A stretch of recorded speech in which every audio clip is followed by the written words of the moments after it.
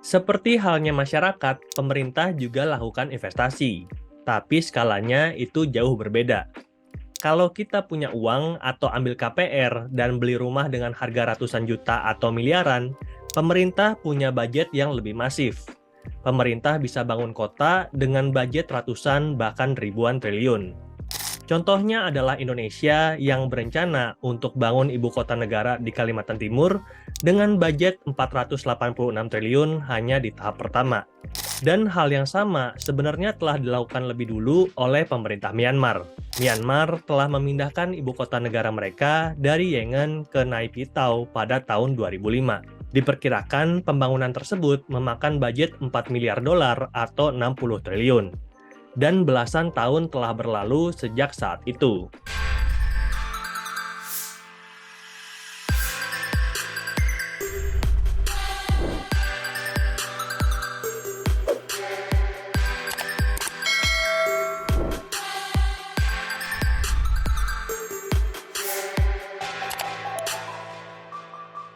Lalu, kita pasti expect kalau yang namanya ibu kota itu pasti akan ramai dan padat penduduk. Bahkan yang namanya kemacetan bisa jadi melekat dalam kehidupan sehari-hari. Tapi anehnya, hal yang berbeda kita bisa temukan di Naypyidaw yang sekarang jadi ibu kota baru dari negara Myanmar. Yang kita temukan adalah 20 ruas jalan yang kosong tanpa mobil dan juga kuil megah tanpa pengunjung. Makanya Naypyidaw juga disebut sebagai kota hantu. Mirip dengan 50 kota hantu yang sekarang tersebar di Cina daratan. Nah, pertanyaannya, apakah Naypyidaw adalah bentuk investasi gagal dari pemerintah Myanmar seperti halnya pemerintah Cina, atau emang belum saatnya untuk penduduk Myanmar menempati kota Naypyidaw? Dan biar kamu nggak penasaran, yuk kita explore kota hantu Naypyidaw. Something feels off. It feels more like a ghost town than it does the capital of a country with 50 million inhabitants. And as you'll soon learn, this city's emptiness is the result of a deeper motive. Something so sinister, it's hard to believe.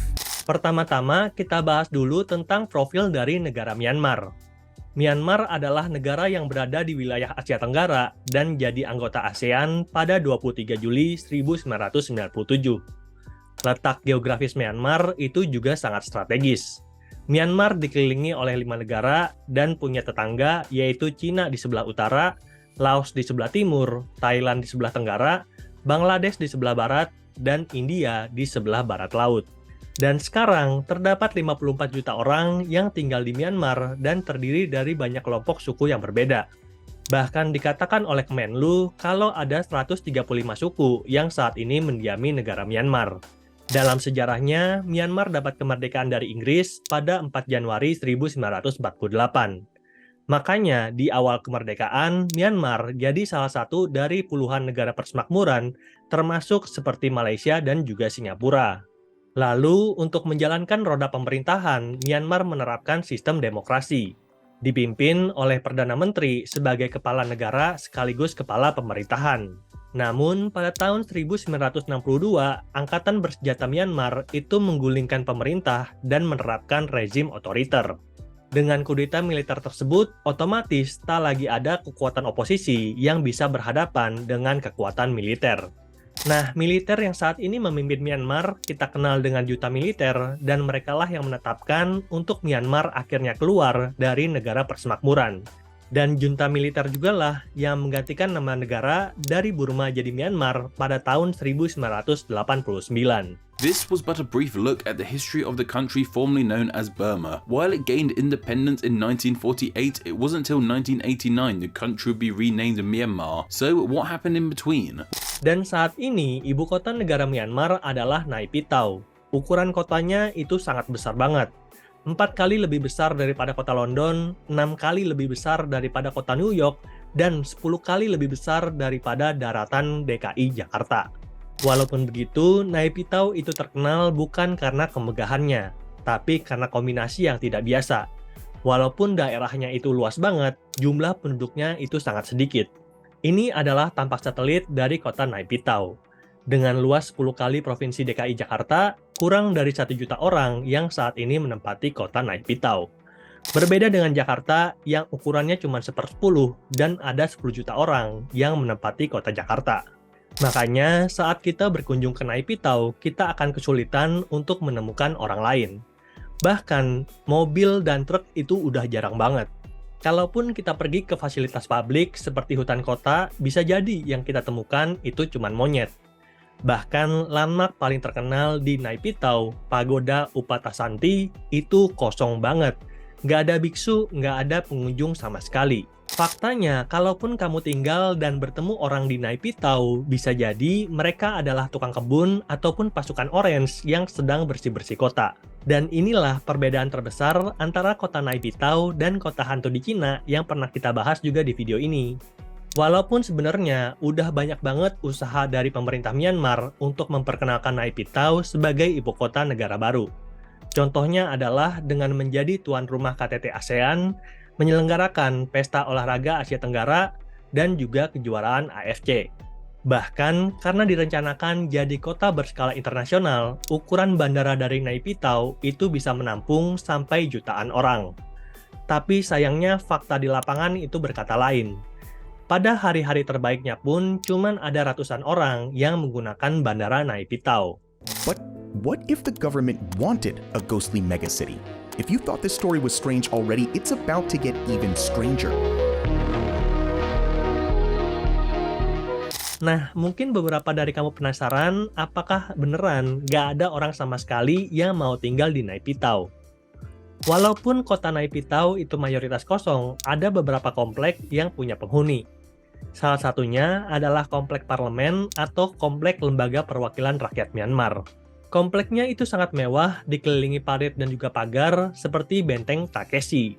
Bahkan komplek ini juga dijaga oleh pasukan militer dengan persenjataan lengkap. Selain itu, ada juga isu kalau terdapat banyak lorong rahasia di bawah komplek parlemen yang menghubungkan komplek parlemen ke berbagai sudut kota. Lorong ini dibangun dengan bantuan insinyur Korut sehingga sampai saat ini kebenarannya sulit untuk diverifikasi. Tapi mengingat komplek ini dijaga oleh persenjataan lengkap dari militer, bisa jadi kabar ini benar. Mungkin ada rahasia dari pemerintah Myanmar yang disembunyikan di komplek parlemen. Basically, to get from here, the old capital and economic center of the country, to here, you need about 5 hours. Now, given that any uprising is bound to begin and spread from Yangon, it would be fair to say that this isolation made the generals feel much safer. Pembangunan kota Naypyidaw dilakukan dengan sangat ngebut. Diperkirakan groundbreaking terjadi pada tahun 2002 dan selesai pada tahun 2005. Selama pembangunan diperlukan budget 4 miliar dolar atau 60 triliun. Budget yang cukup kecil dibandingkan dengan pembangunan ibu kota baru yang ada di Indonesia. Dan dalam master plan-nya, Myanmar membagi kota Naypyidaw jadi beberapa area. Pertama, zona militer dan kementerian, zona hotel, ada Uptasanti Pagoda, zona diplomatik, dan zona pemukiman. Walaupun telah memiliki master plan yang baik, banyak pihak luar yang kesulitan untuk menentukan pusat kota dari Naypyidaw. Alasannya, kompleks itu sangat tersebar dan jalan yang dibangun itu nggak lurus-lurus. Contohnya di sini, di mana ada jalan dengan 20 ruas, tiba-tiba nyempit jadi 4 ruas dan ada jalan di seberangnya. Nah, kira-kira kalau kamu jadi pemerintah, mau taruh lampu merah di sudut mana nih? Di sini, atau di sini? Selain itu, terdapat jalan raya yang sangat panjang dan menghubungkan kota Yangon dan kota Naypyidaw. Namun, sejak dibuka pertama kali pada tahun 2010, terjadi banyak kecelakaan fatal yang makan banyak korban jiwa. Bahkan ada marka aneh yang isinya Life is Journey, Complete It. Nah, maksudnya di sini apakah kamu bisa ngerti? Artinya apa Bang Messi? Ente goalkeeper yang paling baik di dunia. Makasih Bang Messi. Apakah agar kita bisa hati-hati di jalan dan bisa sampai ke Yangon atau Naypyidaw dengan selamat? Atau yang namanya kehidupan dimulai dari kelahiran dan berakhir di jalan raya Naypyidaw Yangon? Nah, coba kamu komen di bawah apa arti dari marka tersebut. Dan di sini aku jadi penasaran kenapa sih ibu kota Naypyidaw itu dibangun? Tadi kan aku udah jelasin, sebelum dipindahkan ke Naypyidaw, ibu kota Myanmar itu adalah kota Yangon. Dan ini udah beroperasi sejak 1852. Jadi udah ratusan tahun, miriplah dengan Jakarta yang udah beroperasi sejak ratusan tahun yang lalu. Dan saat video ini tayang, ada 7 juta orang yang tinggal di kota Yangon. Jadi setelah aku periksa-periksa dokumentasi, alasan ofisial dari junta militer memindahkan ibu kota Myanmar dari Yangon ke Naypyidaw adalah kemacetan, polusi, dan penyemaran yang telah terjadi di Yangon. Dikhawatirkan infrastruktur Yangon itu nggak lagi sanggup untuk menampung orang yang lebih banyak. Dan oleh karena itu, junta militer mempersiapkan kota baru dengan fasilitas yang lebih baik di area yang lebih luas di daerah Naypyidaw. Walaupun begitu, tidak semua orang itu percaya dari official statement yang dikeluarkan oleh junta militer. Banyak dari mereka yang beranggapan kalau junta militer itu paranoid. Mereka takut dengan invasi dari negara barat seperti Amerika Serikat apabila ibu kota tetap ada di Yangon. Ketakutan ini dirasakan itu masuk akal karena ada sejarah Amerika Serikat itu menginvasi negara Vietnam. Makanya militer Myanmar itu mengambil keputusan untuk memindahkan ibu kota dari pesisir ke daerah yang lebih tengah.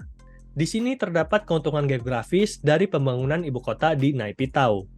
Naypyidaw diapit oleh 2 pegunungan, Bagoyoma di sebelah barat dan Sanyoma di sebelah timur. Nggak ada yang tahu kapan sih tepatnya Naypyidaw itu dibangun, karena ini adalah proyek rahasia dari junta militer. Tapi dari tampak satelit yang ada, diperkirakan ada aktivitas pembangunan di Naypyidaw sejak tahun 2002. Dan diresmikan 3 tahun kemudian pada tahun 2005 dengan nama Naypyidaw, yang dapat diartikan Home of Kings atau Rumah Raja. Di sisi lain, ada ahli yang berpendapat bahwa pembangunan kota Naypyidaw berfungsi untuk melindungi para pemimpin militer dari negara Myanmar. Para militer ini takut kalau terjadi pemberontakan yang lebih luas dan mereka dikepung oleh masyarakat. Dengan membangun pusat militer sendiri di kota Naypyidaw, mereka bisa terbebas dari pemberontakan yang sekarang banyak terjadi di kota Yangon. Bahkan, kalaupun massa itu bergerak ke kota Naypyidaw, para militer ini tidak takut. Karena tadi kita udah bahas kalau ada banyak jalan bawah tanah yang telah dibuat dan jalan-jalan di depan komplek militer yang lebar-lebar. Kalaupun ada pengepungan, para petinggi militer bisa lari dengan sangat gampang.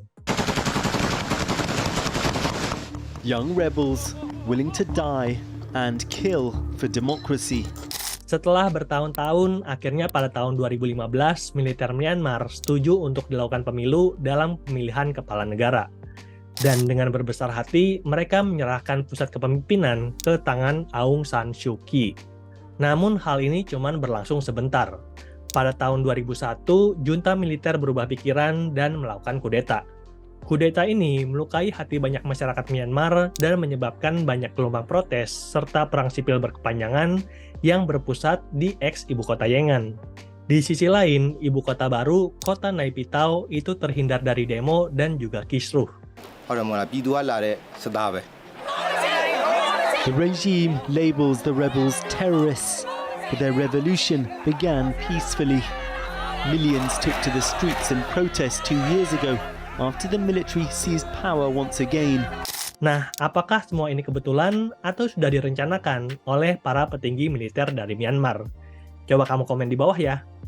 Semoga kamu suka dengan videonya, jangan lupa kasih like, dan sampai jumpa di video berikutnya. Bye!